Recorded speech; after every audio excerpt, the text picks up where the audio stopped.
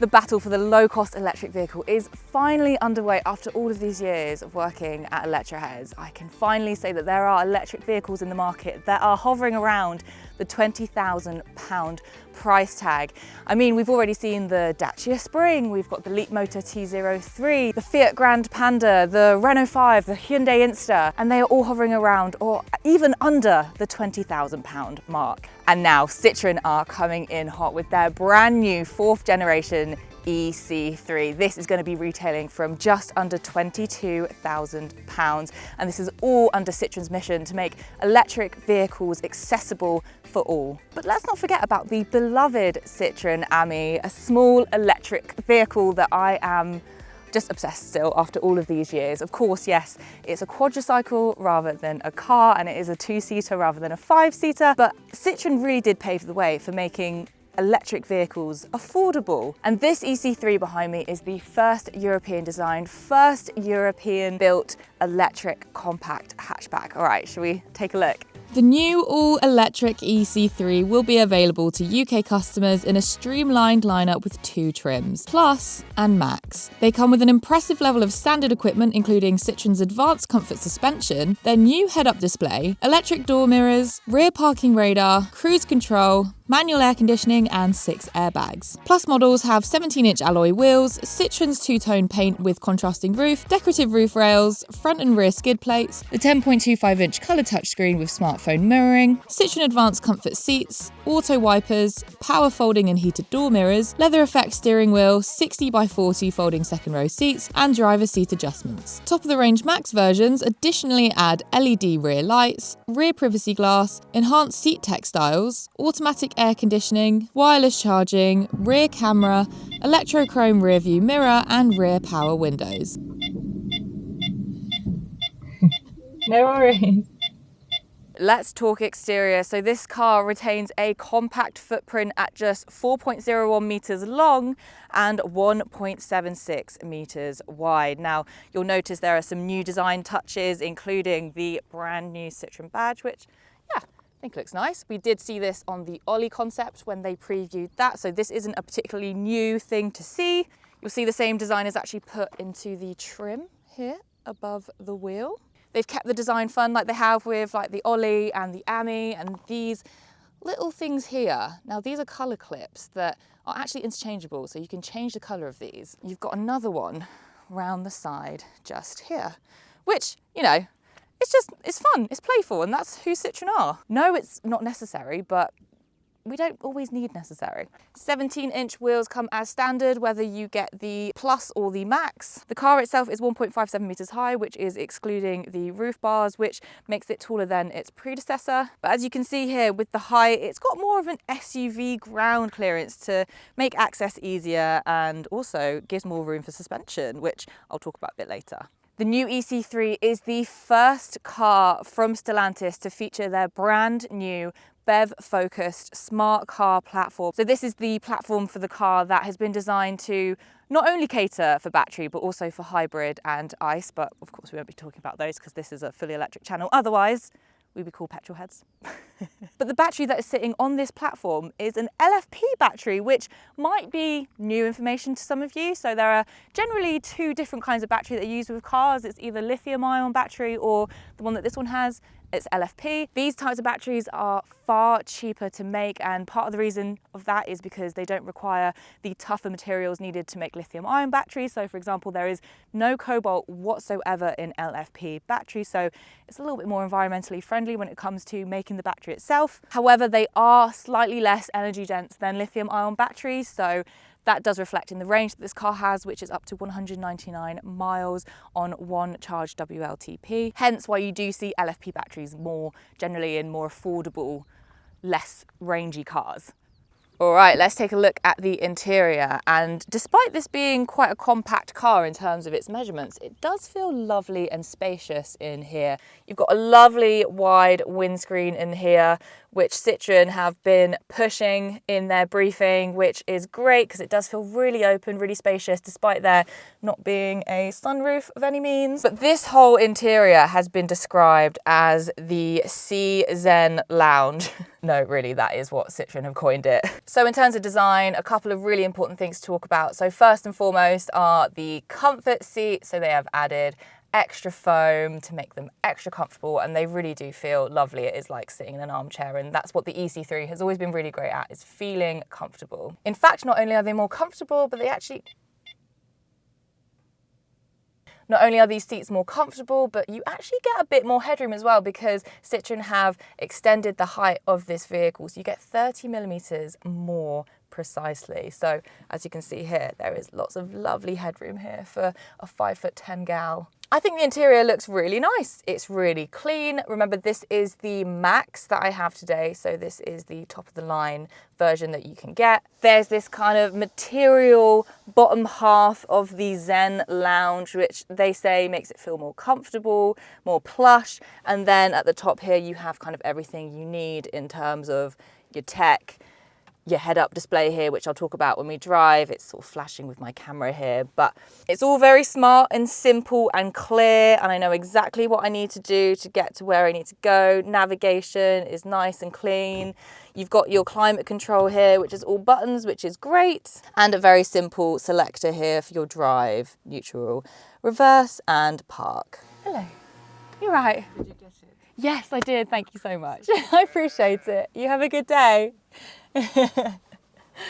The locals are bloody lovely here, I have to say. But in the interior, there's lots of smart storage solutions. Obviously, I've got my 70ml bottle here, which apparently it can take up to 1 litre, not only here, but also in the side pocket, which is great because the amount of times that you get a car that you can't put your blooming water bottle in there, it happens too much. And actually, I've got a nice sparkling water here that also fits. So there's a nice bit of storage there. Here you have a wireless charger as well. This is specifically in the Max, but not in the Plus. You've got a nice simple screen here, which apparently is slightly angled towards the driver. 10.25-inch touchscreen, which is, yeah, it's good enough. Again, simplicity. That's exactly what we need. And you can also link up to Apple CarPlay as well.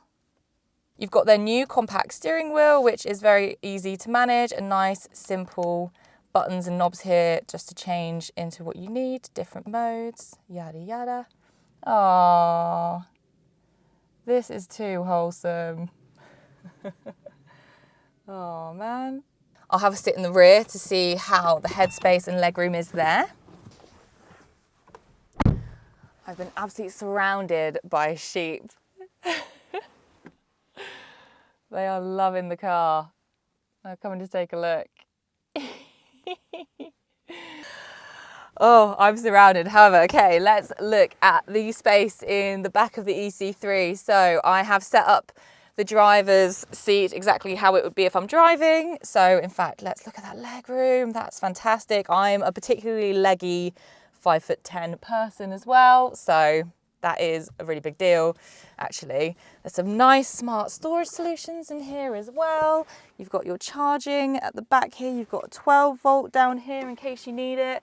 More storage. Simple, but also kind of everything that a passenger needs. And headroom is brilliant. Nice chunk there. I'll come into the middle. Thanks to that lovely flat platform. You're pretty much at the same height. Let's move that headrest up. Yeah, again, you're a little bit higher,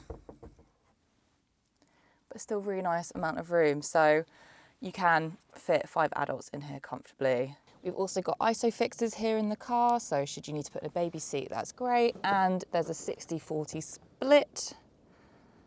If I can do that. That was very simple. And again, give this a tug. Oh, lovely. You've got a nice bit of space there if you need to get some bigger cargo in. Now the literage for the boot is 310 litres. Let me show you. There we go. Okay, so inside here we have 310 litres of storage. Got a charging cable here as well. There isn't any under storage at all, so this is where your charger is going to sit. But again, there's a nice bit of space here to get a couple of weekend suitcases in. Nice bit of shopping, easy peasy.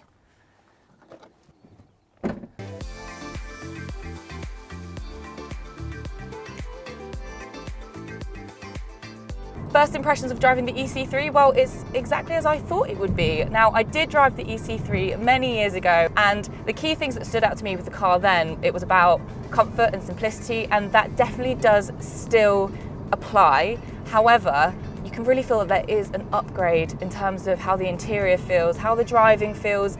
Yes, the steering is still quite light, but it makes it very easy to manage and to drive. And actually, it's much more connected to the vehicle than the previous E-C3 that I drove, so that is a thumbs up for me. It's got the simple functions and features that you need to get from A to B. And then, of course, with the range being 199 miles WLTP, if you did need to go further, then you can. And the charging in here is fairly quick. A 100 kilowatt rapid charger will get you from 20 to 80% in just 28 minutes. So if you did need to do a long drive, you could. Depending on how the range is, I mean, I've already been driving for a good few minutes at 50 miles per hour, and it's gone down from 99 to 96%. So how far you can really go when you're going at those top speeds, that is the question.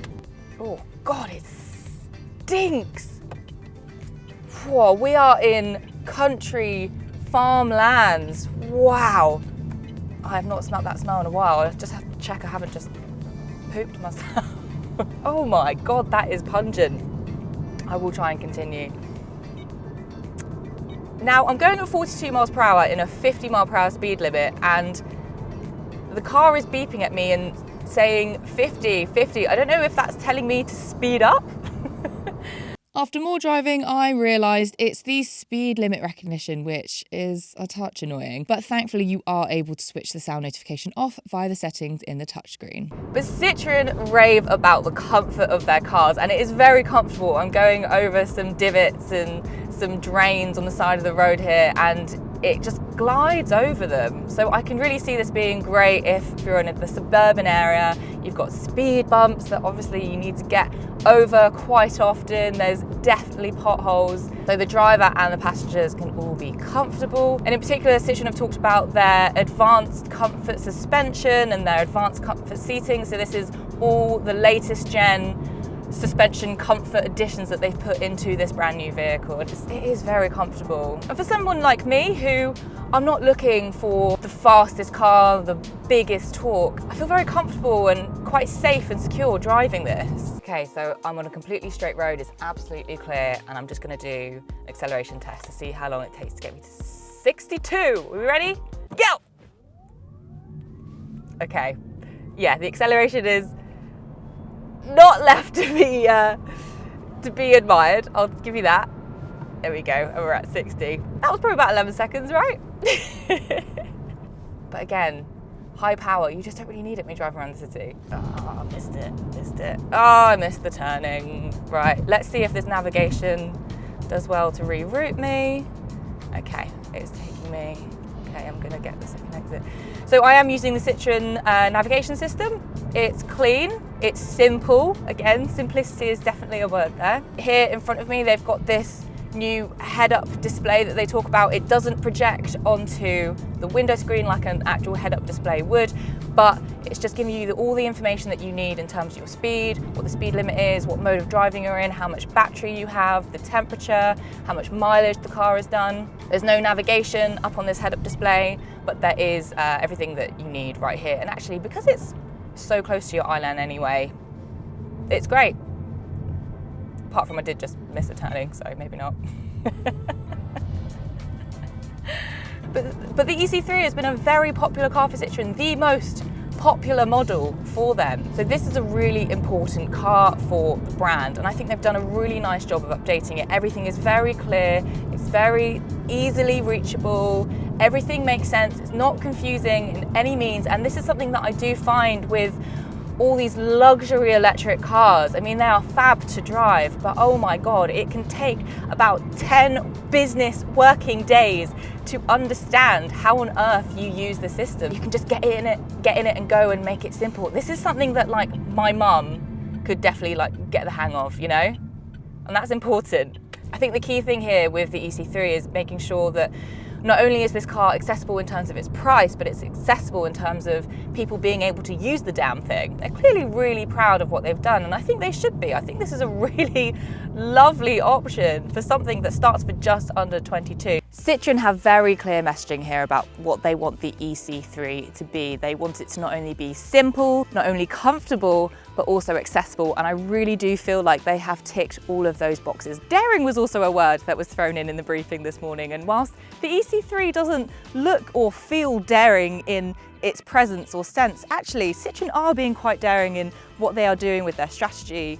In 2025, they are going to have 5 electric vehicles that are under £30,000. They are the only manufacturer who have been able to do this. That is huge, and so many of you have been crying out for accessible, affordable electric vehicles, and Citroen really are doing that. By making these vehicles accessible in terms of their price tag, they've also made these vehicles accessible in terms of the simplicity in choices and options. And so, again, I really feel like for people who are new to this market, an E-C3 is a really lovely introduction into what electric cars can offer without making it super complicated with, ooh, hair in my eye, making it super complicated without all of the jargon that comes with these fairly new pieces of tech. Of course, as they become more mainstream, people are going to understand more, but right now we just need people to get in these cars and not feel overwhelmed, and the E-C3 is a really great option for that. I've been so impressed with what the E-C3 has to offer today. I really love it. It feels like a really nice evolution from the previous E-C3,